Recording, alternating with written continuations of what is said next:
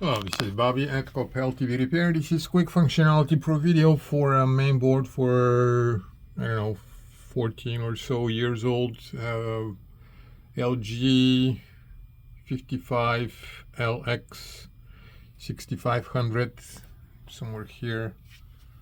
That was sent back to us because of a transistor visibly burned.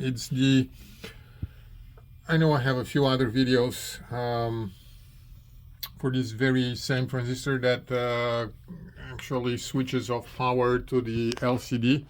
That was the only thing that was burned. Usually I have seen that transistor fail when the cable at the top, because we have changed so many cables, they wear out in testing, and when we adapt other cables for those, if the cable is not right, it shorts out very easily there at the top, and that's one of the things that I learned. When it shorts, it tends to burn that transistor.